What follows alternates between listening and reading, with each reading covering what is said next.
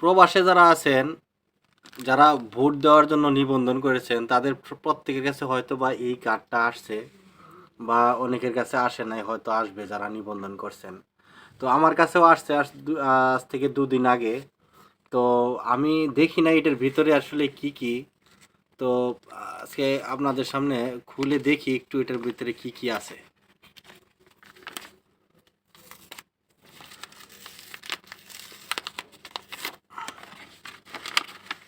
তো এই খামটার ভিতরে আমি 2টা খাম পাইলাম।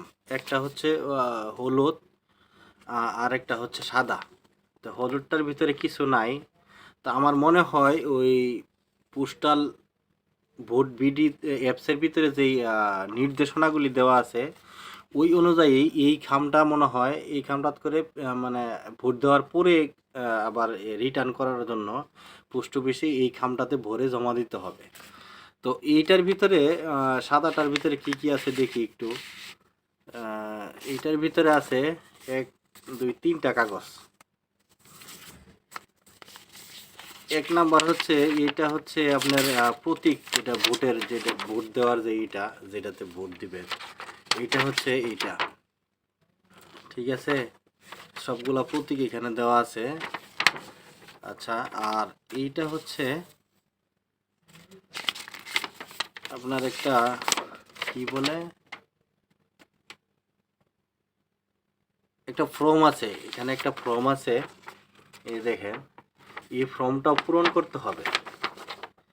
তো ওই অ্যাপসের নির্দেশনা অনুযায়ী এই যে দেখেন, এই যে যে এটা আছে, এই যে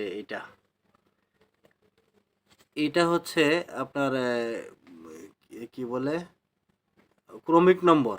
ক্রমিক নম্বরটা এইখানে ফিল আপ করতে হবে, এইখানেও ফিল আপ করতে হবে। ঠিক আছে, করে বাকি যেটা আছে এখানে নাম, জাতীয় পরিচয়পত্র নম্বর, তারিখ দিয়া এটা ফিল আপ করতে হবে। তো এটা ভুল হলে কিন্তু ভোট বাতিল বলে গণ্য হবে। তো আপনারা কি করবেন, এটা একটা ফটোকপি করে নিলে সবচেয়ে ভালো হয়। যদিও ভুল হয়ে যায়, দ্বিতীয়বার সেকেন্ডটাতে আপনারা দিতে পারবেন। এগুলো এগুলো যদি প্রত্যেকটাই আপনারা একটা করে ফটোকপি করে নিলে, তাহলে আপনাদের একটা ভুল হয়ে গেলেও ওটা পরবর্তীতে শুধরানোর জন্য একটা অপশন থাকবে আর কি। আচ্ছা, যাই হোক, আরেকটা হচ্ছে, এইটা হচ্ছে গণভোট। গণভোট তো এখানে হা না 2টা অপশনই আছে, একটা হা একটা না। এটা 2টার থেকে যে কোনো একটা আপনারা এটা পড়বেন, এই কাগজটা পড়বেন, যা যা লেখা আছে। তো লেখা পড়া আপনার যেটা ভালো মনে হবে সেটা হা অথবা না, এটাতে 2টা অপশনই, 2টা অপশনের যে কোনো একটা আপনারা পূরণ করে দিবেন। তো এখন আপনারা কিন্তু এই কাগজগুলি পাওয়ার পরপরই এগুলা আগে কিছুই করবেন না, ঠিক আছে?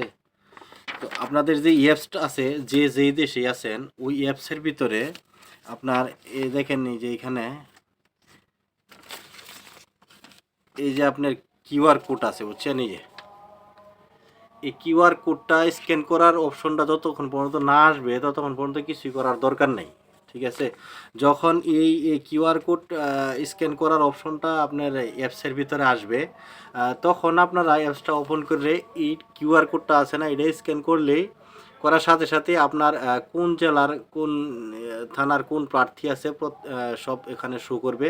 শো করার পরে আপনারা ওইখানে ভোটটা দিবেন। আর দিয়া সেটা এইখানেও যেখানে ঠিক এই যে যে ফর্ম আছে, ভোট দেওয়ার যে ব্যালট পেপার আছে, এইটার ভিতরে আপনারা টিক চিহ্ন অথবা ক্রস চিহ্ন দিয়া, এই যে যে হলুদ খামটা আছে, এই খামটার ভিতরে ভইরা আপনারা আবার যেই পোস্ট অফিস থেকে রিসিভ করবেন, ওই পোস্ট অফিস থেকে আবার সেন্ড করে দিবেন। তো ভিডিওটা যদি ভালো লেগে থাকে অবশ্যই লাইক করবেন, এবং যারা আপনাদের রিলেটেড যারা আছে, প্রবাসে থাকে, বিদেশে, যে যে দেশে থাকে, প্রত্যেকে আপনারা শেয়ার করে দিবেন ভিডিওটা, যাতে যাতে করে কেউ যদি থাকে, জানার বাকি থাকে, তারা যেন জেনে নেয় আর কি। ঠিক আছে, সকলে ভালো থাকবেন, সুস্থ থাকবেন। আল্লাহ হাফিজ, আসসালামু আলাইকুম।